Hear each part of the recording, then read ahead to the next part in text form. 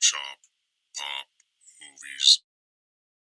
Welcome back to my 31 lists of horror.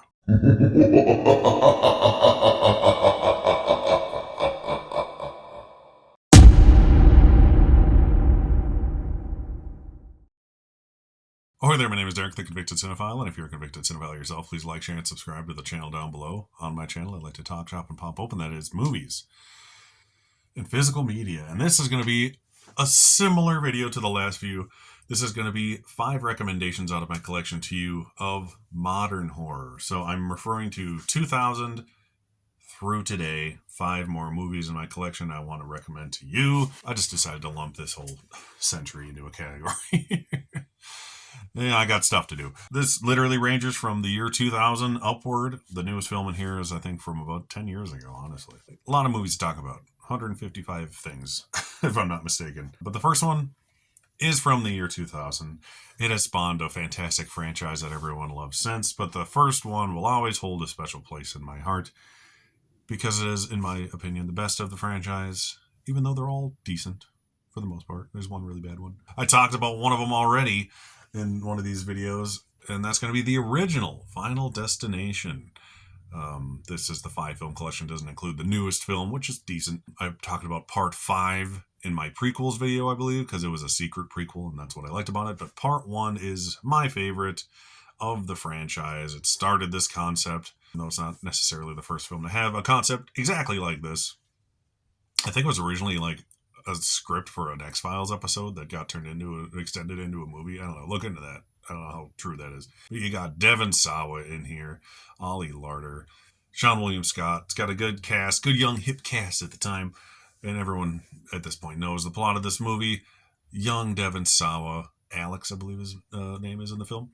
He's going on a trip to Paris with his class, and he has a vision of the plane they're on exploding. So he flips the hell out, gets kicked off the plane, and a handful of other students go with him. While they're getting pissed at him in the airport, what happens seconds later? The plane, indeed, right after takeoff, explodes, causing everyone who was supposed to die dying, but the people who got off the plane. So death comes back around to get them. So it is a very fun concept of a movie. The kills are always super creative. Even in the original one, the kills are very fun and creative, and they kind of lead you one way and then, take you for a loop. And they sort of surprise you one way or the other. The kills, as the franchise go along, get slightly more ridiculous overall. But, that's the fun part of these movies, is just how are they going to trick you into killing these weird, random ways. But the Final Destination franchise in general is a great horror franchise. They're very fun, except the 4th one, which is terrible. So yeah, just watch them all except for the 4th one, I guess. But the first one started it all. Up next is from 2003, and it's a movie that I remember seeing the teaser trailer for on Little Nicky in the year 2000, and then 3 years later, after him running out of money 100 times and reshoots and God knows what else happened, House of a Thousand Corpses finally came out in theaters. This is the little trilogy Blu-ray with Devil's Rejects, which is a very good sequel, and Three from Hell, which I haven't actually gotten around to seeing. But House of a Thousand Corpses is a fun, gross, spooky kind of horror comedy. You got it has Dwight from The Office in there, which is funny. Before anyone knew who the hell he was. But yeah, it's this pack of kids wanting to go see Dr. Satan at this little spooky roadside attraction. And they meet Captain Spaulding and the rest of the Firefly family. And they get lost in the House of a Thousand Corpses. Yes. So it is a nice, fun, gross throwback, vintagey horror movie. It's very Texas Chainsaw in style. Texas Chainsaw 2, I would say specifically. I always thought Rob Zombie should have made a Texas Chainsaw remake, not Halloween. Let me know what you think. There's still time. I don't hate Rob Zombie's movies. Obviously, I'm talking about one. His best 2 are probably The Devil's Rejects and House of a Thousand Corpses. I would say Devil's Rejects is a better film overall, but I figured I'd throw in the original one there just because it's a fun time. The second one's a little more serious. And you can't really watch the second one without seeing the first one to learn who these characters are to begin with. So, House of a Thousand Corpses, fun little gross out time from 2003. I enjoy it. It ain't perfect, but I like it. Up next is a great Sam Raimi film yet again, and this is a PG-13 horror movie, for God's sakes. What is wrong with this country? But it's probably one of the best PG-13 horror movies ever. Honestly, I believe this is from 2009. Yes, and this is Sam Raimi's Drag Me to Hell. This is a very fun, creepy, spooky time. It's about a witch's curse, essentially. It's got Alison Lohman and Justin Long. We all know Justin Long always turns out perfectly fine in these horror movies. But this woman who works at a bank refuses to give this little creepy witch lady the money she needs, essentially, to keep her house. And then she curses her. The story goes on from there. Messed up shit happens, and will she get dragged to hell or not? You know, that's up to you, because you need to watch it. But Drag Me to Hell is a very fun Sam Raimi horror movie, and like I said, one of the better PG-13 horror movies ever, in my opinion. This next one is from 2006, and I haven't actually watched it since I saw it in theaters, but I own it. And it's a creepy, moody film. Arguably one of the best video game movies ever made. And no, it's not Resident Evil.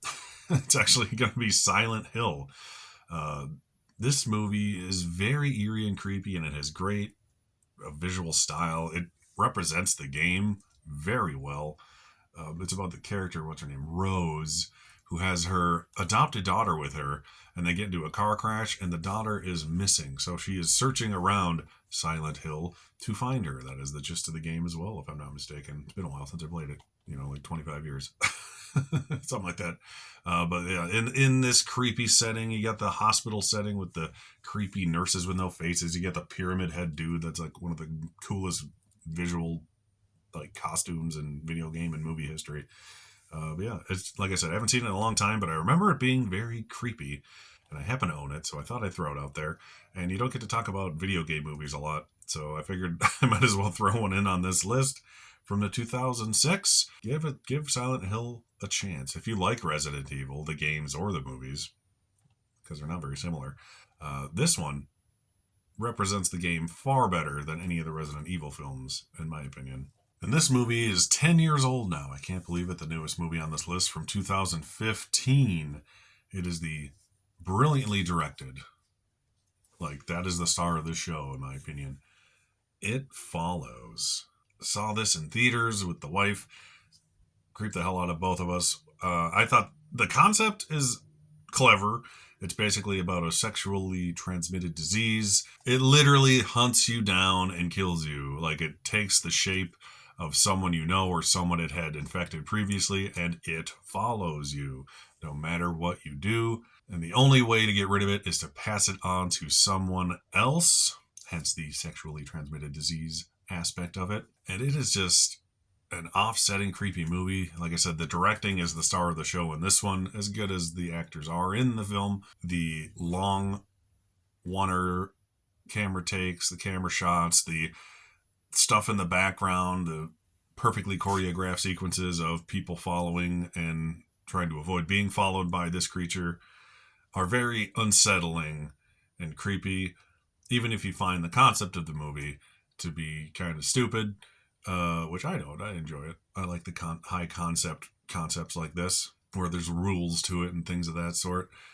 But nothing is better about this film than the way it was shot and directed. So if you have not seen It Follows, it is a director tour de force. It was nominated, I believe, at the Independent Spirit Awards for Best Director, which that doesn't happen a lot to indie horror movies, but this one was so damn good that thank God they were smart enough to acknowledge it. It Follows is an awesome, awesome concept and an even more awesomely directed film from 2015. So those are 5 modern day, 2000 to present, horror movies that I recommend to you to watch. And like I said, half the time, they're recommendations for me to rewatch as well.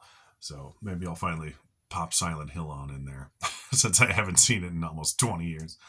But it was a creepy one. And it sticks in your head, sticks in your craw, the images and creepy vibes of that movie. Once again, my name is Derek, the Convicted Cinephile. Please like, share, and subscribe to the channel down below. Thank you for watching, and I'll see you next time.